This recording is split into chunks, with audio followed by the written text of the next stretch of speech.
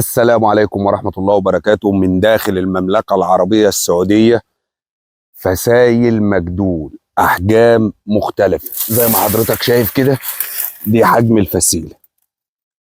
الناس اللي سألتني مرة واثنين وثلاثة على فسايل مجدول، دي الأحجام اللي احنا إن شاء الله ابتداء من بكرة هنفصل فيها. دي أحجام الفسايل زي ما حضرتك شايف كده. دي احجام الفسايل، فسيله ومعاها فسيله واثنين وثلاثه. دي بمشيئه الرحمن هنفصل فيها. كان في ناس كتير سالتني ازاي المزارع ديت ما فيهاش الطرح. الطرح هنا خلصان من فتره، ودي فسيله طرحها اهو. دي فسيله مجدول طرحها اهو زي ما حضراتكم شايفين. موجود للاشراف على خلع الفسايل جوه السعوديه دكاتره من اكفأ دكاتره الحجر الزراعي المصري، ودكاتره من اكفأ دكاتره الحجر الزراعي السعودي.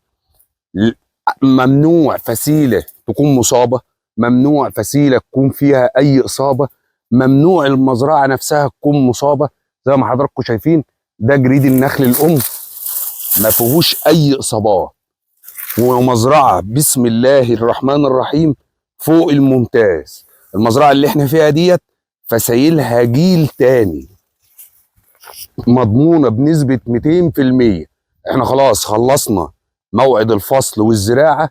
دي اخر شحنه هتنزل مصر بفضل الله. لو حضرتك حابب تتعاقد معانا هيبقى التعاقد لشهر 2. هننزل باذن الله في شهر 2. تعالى كده يا هندسه. بسم الله الرحمن الرحيم. دي فسيله، دي فسيله زي ما حضرتك شايف. انا عاوز حجم الفسيله ده. اخر حاجه موجوده من سابه على النخل. تقدروا تتواصلوا وتتعاقدوا معانا. وده ابو ناصر. ابو ناصر ده اخونا وحبيبنا ومرفق لنا في الرحله. كل الفسائل اللي موجوده هنا قد ايه؟ نوعها ايه؟ نوعها مجدول. مجدول. نعم. ربنا يصلح حالنا وحالك. طيب ما شاء الله تبارك الله.